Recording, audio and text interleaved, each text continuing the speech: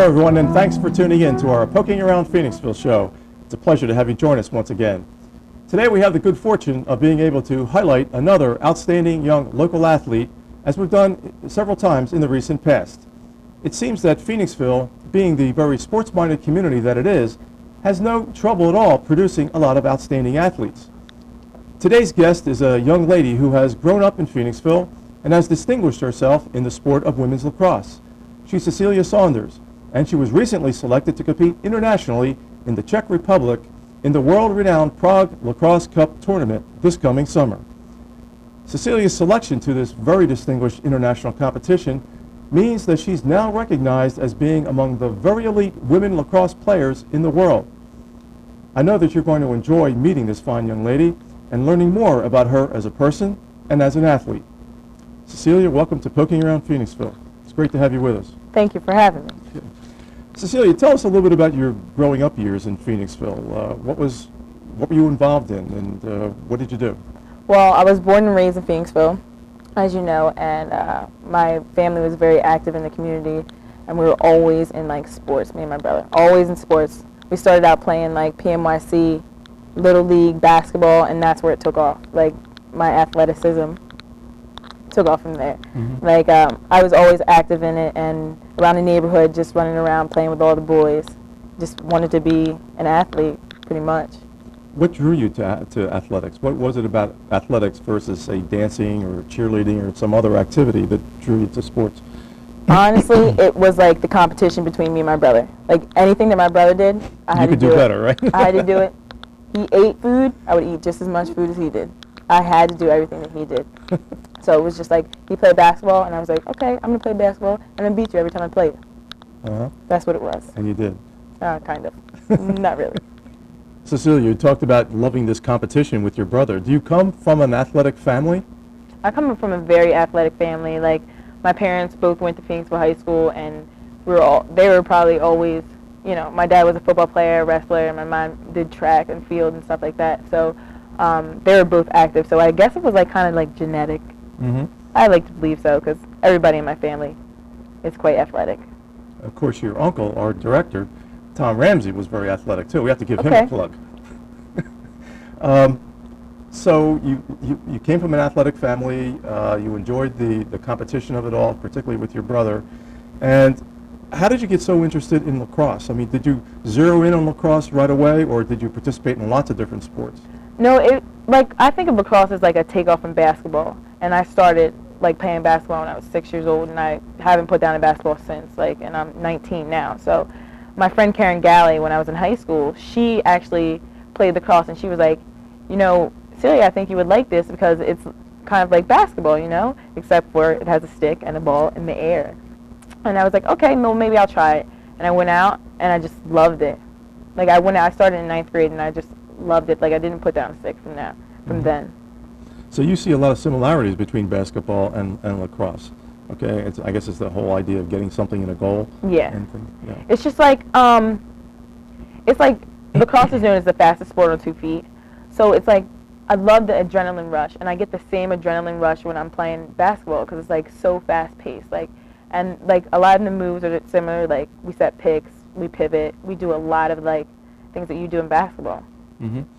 They're both physical sports to some degree. Is lacrosse more physical than basketball, or vice versa? Oh, definitely. Lacrosse is more physical than basketball. I have some war stories. Like, I've had stitches among stitches in my eyebrows, in my forehead, everywhere. I've had a couple bruises here and there from basketball, but nothing like I have in lacrosse. Yeah.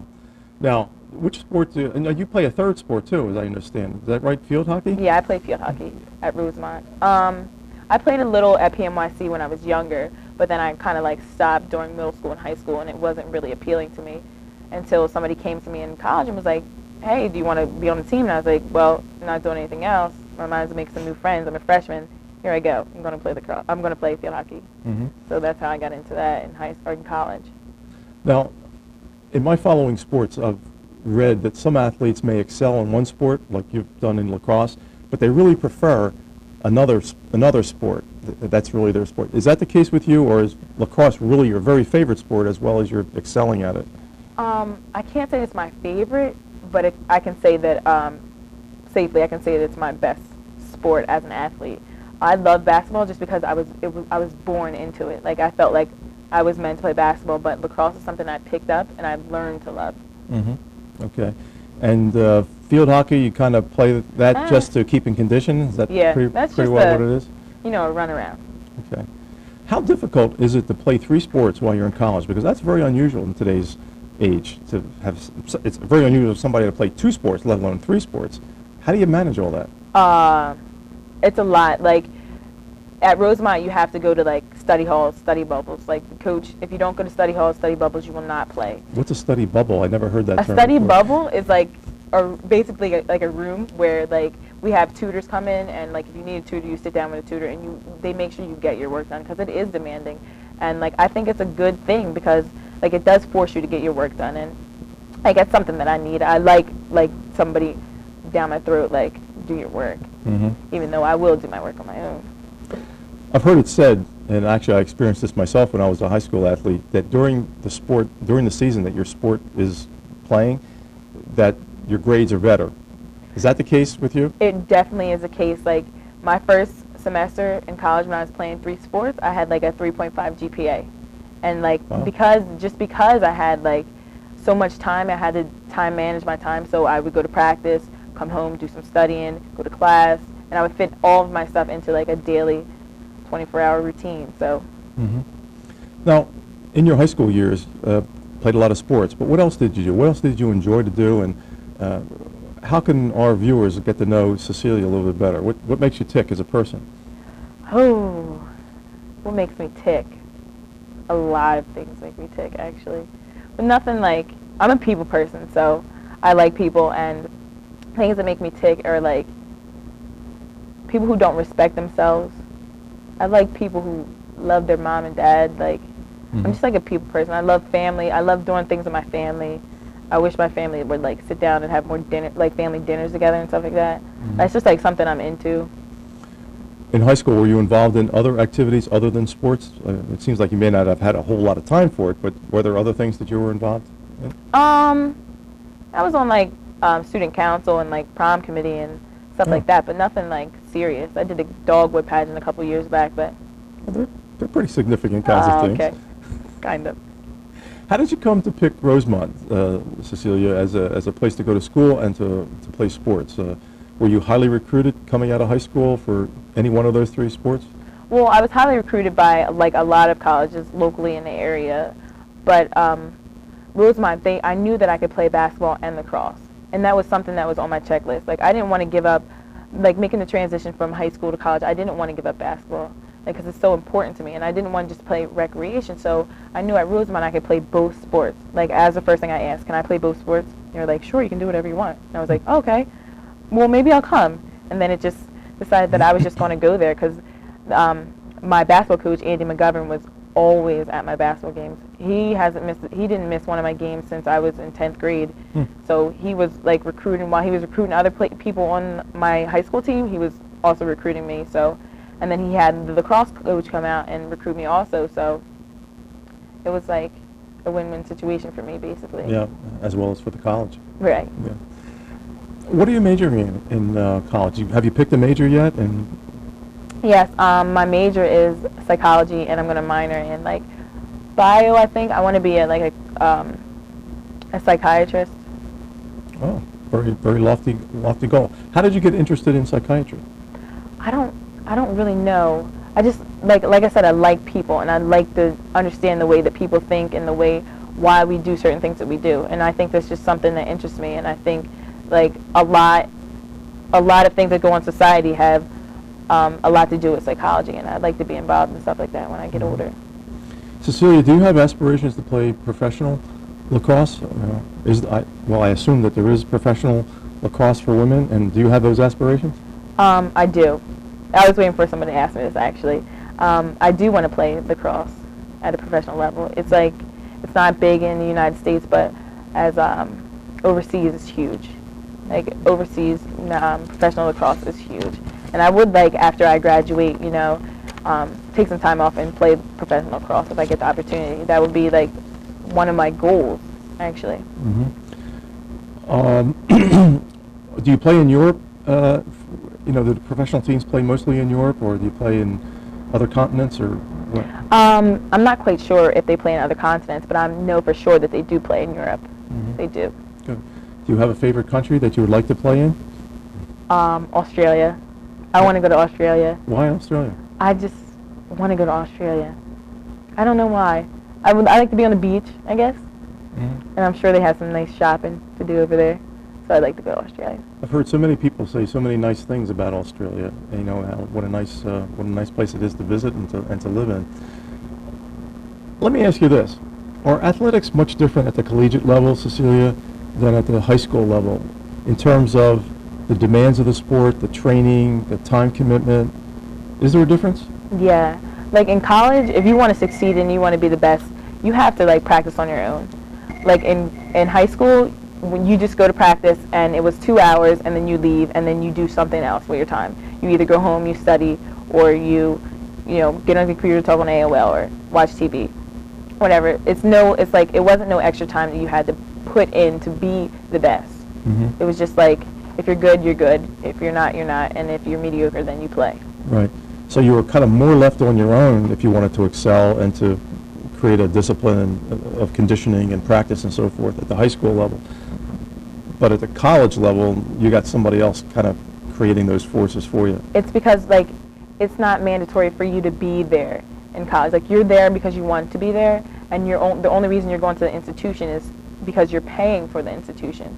So it's like more, this is what I want to do this, so this is why I'm doing it. It's Mm-hmm. not like, okay, I don't have anything to do in high school, so I'm going to take up an extracurricular activity to look good on my resume or something like that.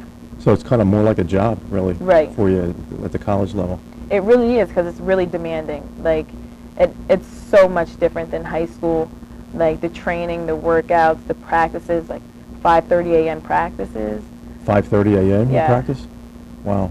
How many hours a day do you actually practice? I know some college teams practice both early in the morning and at night. Do you also have that kind of double duty? When we get, like, earlier in the season, we practice twice a day, like very early in the morning and sometimes during the middle of the afternoon, like depending on everybody else's schedules.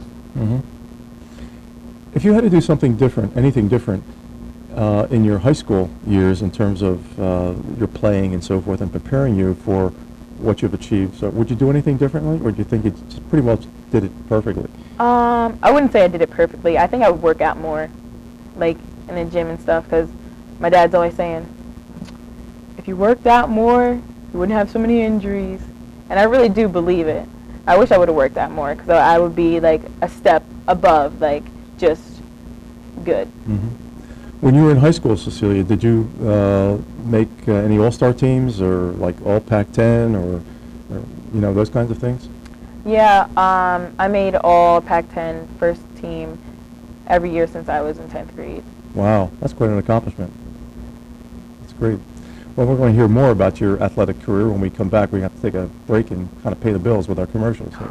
So stay with us. We're going to hear a word from our sponsor, and when we come back, we have more with Cecelia Saunders, outstanding women's lacrosse player internationally.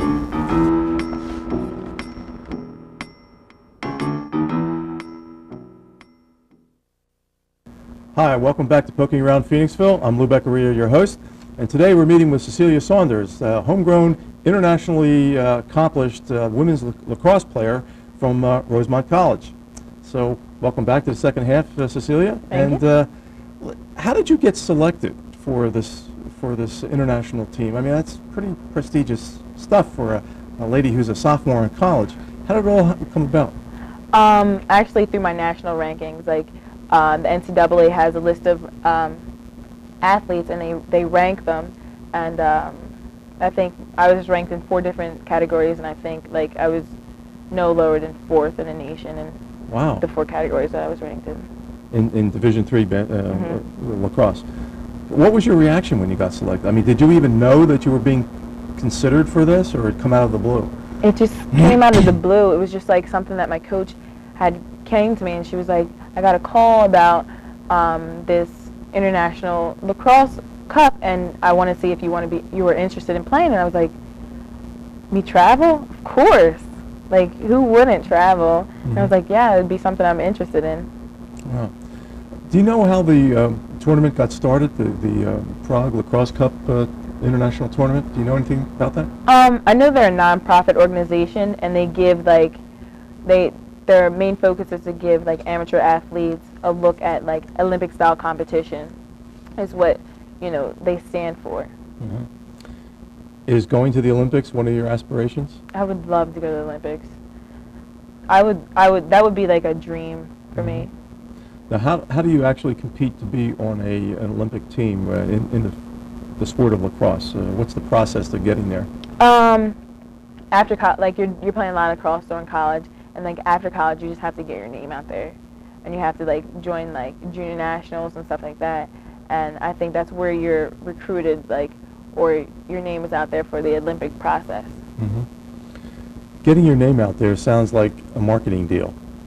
Do you have to, in all seriousness, do you need to actually have somebody who's marketing you, or you do that yourself, or how do you get that kind of exposure that you need to achieve your dream for the Olympics? When I say like getting your name out there, I don't mean like going out and having a poster on your chest saying, "Hi, I'm Cecelia Saunders. I play lacrosse. Pick me." I mean like being in the gym. I mean like working hard, like running, putting the extra work in, running the extra miles that you need to run. Mm-hmm.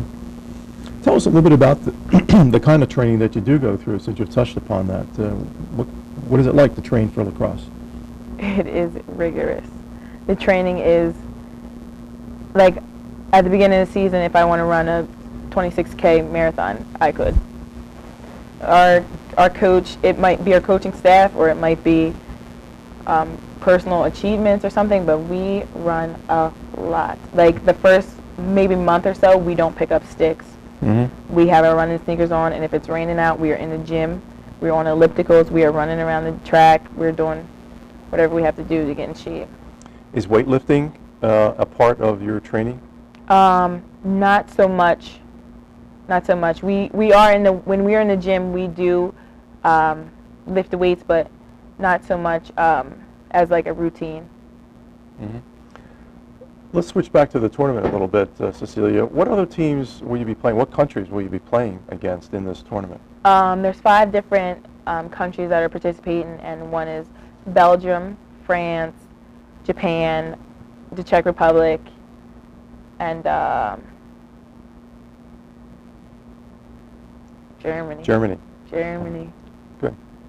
That must be a thrill to be able to go up against those kinds of players, and you're going against the best in the world. That's pretty heady stuff. Now, in order to get to the tournament, I understand that you have to raise money. Is that correct? Yeah. Could you tell us about how much do you have to raise, and by when do you have to raise it, and maybe we can put a plug in for you, and people will contribute to your tournament. Well, I have to raise around $3,000 before June 3rd, I think it is. And you can just send money directly to my coach, who will send it right to the World Cup Federation. So for the benefit of our viewers who may be motivated to actually help you and support you, do you know what exactly the address might be and the person to whom they could send it? As a matter of fact, I do. It's Lynn Raffenhofer at 1400 Montgomery Avenue, Rosemont, PA, 19010. Okay. Have to put Rosemont College in there? You could if you wanted to, but it's not necessary. Okay. Well, I think we're going to put that up on the screen as well. So if anyone would like to donate and help Cecelia achieve her dream going to this international tournament, take that information down. How does it feel to be considered to be among the best in the world? At 19 years of age, that's a pretty high level to achieve. What does it feel like? Did you ever think of yourself that way? No. Like when I started playing lacrosse, I was just playing just to do something. It's flattering, it really is. It makes me get all jittery inside, I guess, when I hear you say it, but it really hasn't sunk in. I just consider myself as like an athlete, basically. Yeah. Now, you have, to me, it's very unique that it's not only you going, but you have a teammate from your lacrosse team at Rosemont College who's also going. That's pretty unusual for 2 teammates from the same college team going to the same tournament, isn't it? Yeah. How did all that happen? I think what it was is me and Heather were freshmen. Heather Barry is her name, and she's one of my teammates. And we were freshmen last year, we both were ranked on a national level in more than like 3 or 4 categories. Mm-hmm. And I think like I think we come as a package. I like a lot of people see us as a package, and like we basically function off of each other. Kind of like the Thelma and Louise of lacrosse? Yeah. You've referred to yourself as having been ranked nationally. What are the categories that lacrosse players are ranked in? Is it scoring field goals? Is it assists? Or what is it? You're ranked in points. Points is which is assists and goals together is how many points you get. You're ranked in goals. You're ranked in assists separately. You're ranked in calls, turnovers. You're ranked in ground balls, which is like picking the ball off the ground under pressure. And that's really all I can think of right now. Yeah. Let me turn the focus a little bit to you personally. Athletes, by the very nature that they're athletes and they're in front of the public eye, are very often considered role models. Do you consider yourself a role model now that you've achieved this level of celebrity, so to speak, of achievement? Do you consider yourself a role model for other girls, not only in our community, but in the lacrosse world?